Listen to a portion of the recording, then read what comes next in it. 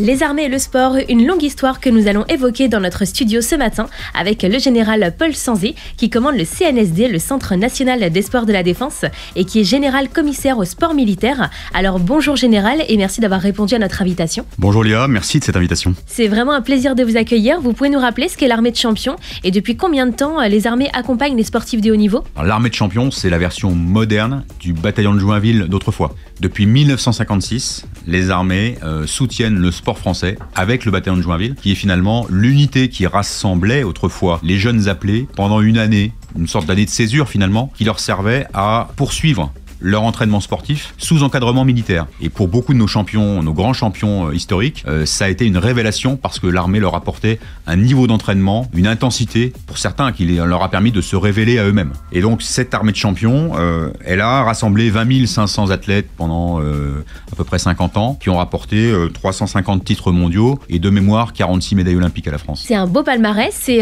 aujourd'hui du coup ? Aujourd'hui, nous avons 150 jeunes engagés, garçons et filles, qui prennent des contrats de 2 ans ou plus au bataillon de Joinville. Ils sont recrutés sous l'uniforme des 3 armées et de la gendarmerie. Et pour les parathlètes, ils sont recrutés par le secrétariat général pour l'administration, donc qui emploie finalement le personnel civil au sein des armées. Ce sont donc environ 150 athlètes de haut niveau. Et pour les Jeux de 2024, nous sommes montés au-delà de 200 athlètes de haut niveau. Un effort substantiel par les armées pour le soutien au sport français.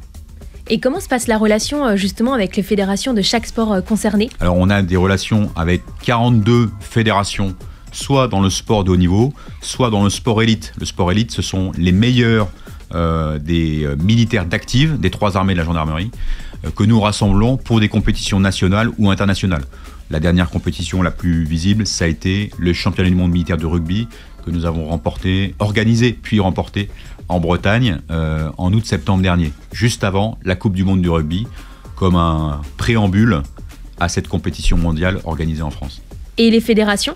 Alors pour les Jeux Olympiques, nous serons présents dans 20 disciplines aux Jeux Olympiques et dans 12 disciplines aux Jeux Paralympiques. Donc la relation avec les fédérations, elle se passe très bien, d'abord parce qu'on se dit tout, ce qui est important quand on prépare des grandes compétitions, et puis parce que chacun est dans son domaine.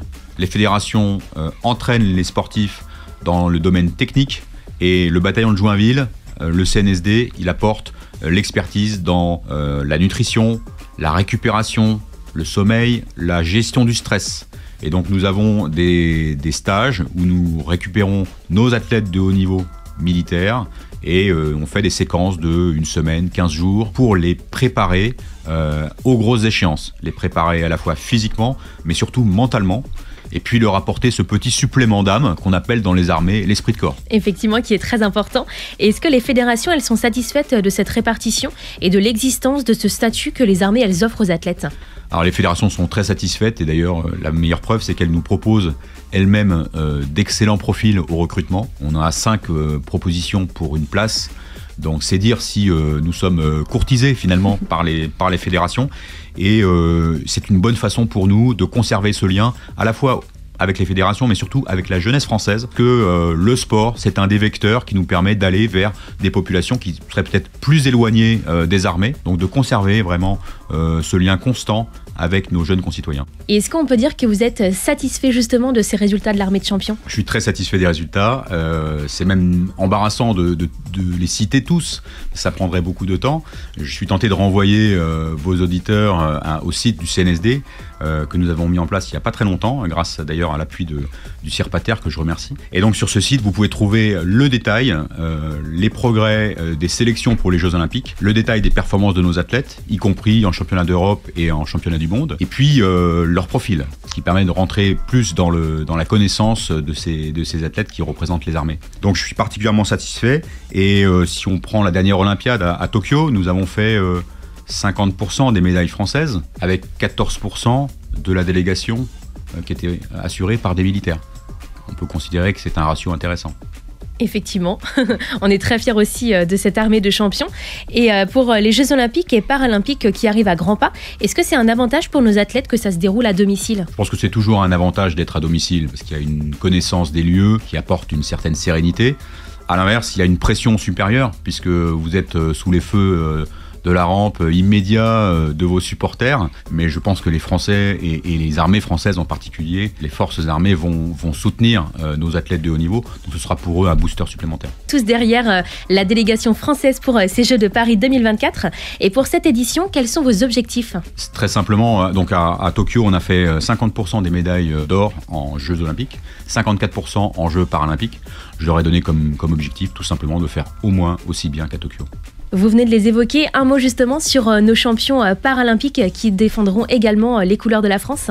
Ils forcent mon admiration, hein, une grosse puissance de concentration, une grosse volonté pour se dépasser, pour aller encore plus loin dans leur performance. Et puis ils ont une grosse pression aussi, il faut le reconnaître, parce que les fédérations, leurs chefs militaires, tout le monde les regarde, les attend et évidemment espère le meilleur pour le mois d'août. On leur souhaite également. Et aujourd'hui, à l'Hôtel National des Invalides est organisé l'événement La Tournée des Drapeaux. En quoi est-ce que ça consiste ? En fait, la Tournée des Drapeaux, c'est une initiative du COJO, du Comité des Jeux Olympiques, qui a proposé d'abord au territoire il y a 2 ans, puis aux administrations, dont le ministère des Armées, de présenter les drapeaux des Jeux Olympiques et des Jeux Paralympiques de façon à, faire monter un peu l'ambiance, tout simplement. Et donc nous avons saisi cette opportunité pour faire découvrir nos athlètes militaires et plus largement le sport militaire, puisqu'il ne se limite pas au bataillon de Joinville. C'est l'occasion, notamment dans l'écrin de l'Hôtel National des Invalides. Comme vous le savez, c'est le lieu où on célèbre à la fois les gloires militaires et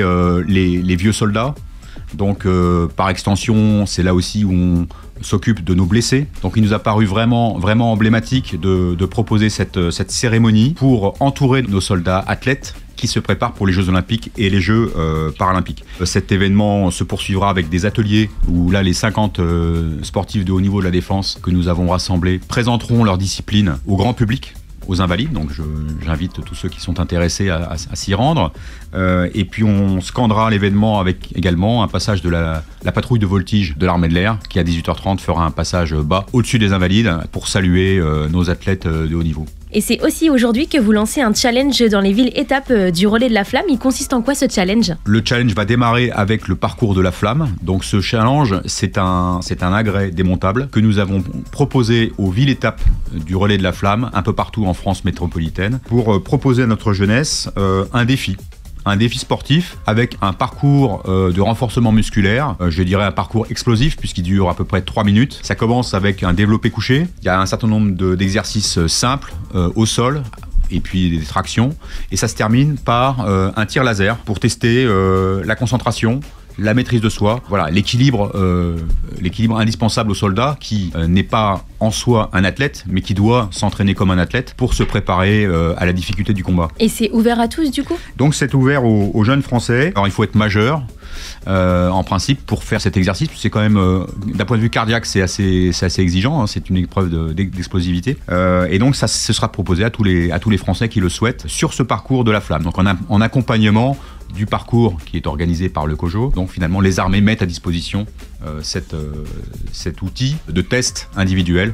Et donc les Français pourront trouver notre temps étalon. Donc nous avons un moniteur de sport de Fontainebleau qui a réalisé le premier temps en 2 minutes 37 et quelques secondes. Voilà. Mais on n'est pas obligé de faire 2 minutes 37, on peut aller jusqu'à 3 minutes. Hein. On est assez souple dans la maison. L'important, c'est de participer, effectivement.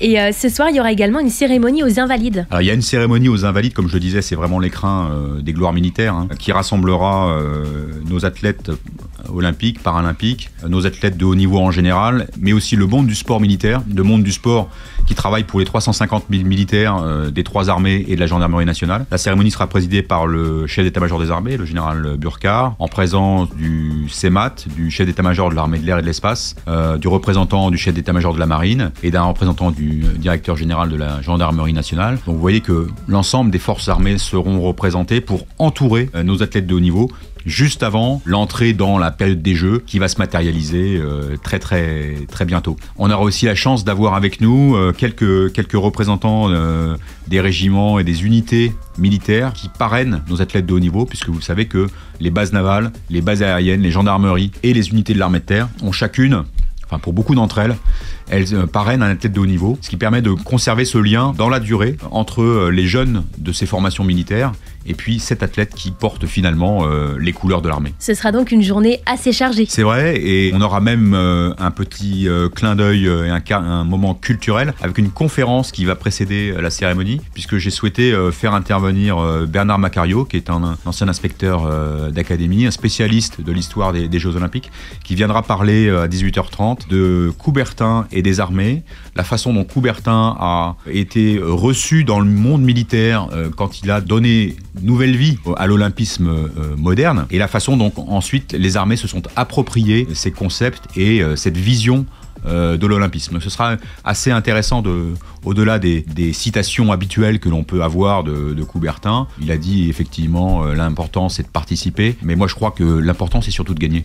Merci Général en tout cas pour ces précisions. Je vous laisse le mot de la fin. Écoutez, je voulais moi saluer ces 224 athlètes militaires qui pour l'année 2024, ça ne s'invente pas, se préparent activement. Je voudrais saluer aussi tous ceux qui les soutiennent, en particulier dans les armées, chacune des armées, la gendarmerie nationale, les directions et services du ministère, et notamment le service de santé des armées qui nous appuie constamment. Et puis je voudrais saluer aussi ceux qui font connaître vers nos concitoyens cette implication des armées dans le sport français. C'est un sujet qui est trop souvent passé sous silence pour une raison assez mal connue. Mais je pense que les forces armées ont le droit de savoir qu'elles ont des athlètes de haut niveau, des garçons, des filles, qui vont porter leurs couleurs et qui feront résonner la Marseillaise sur tous les podiums dans quelques semaines, comme ils l'ont fait depuis des années. Eh bien, merci Général. Skyrock PLM sera également là pour soutenir nos champions. On va maintenant aller aux Invalides à la rencontre de vos champions, de nos champions et de tous ces jeunes réunis autour de sport. Merci beaucoup. Merci Léa et merci à Skyrock PLM.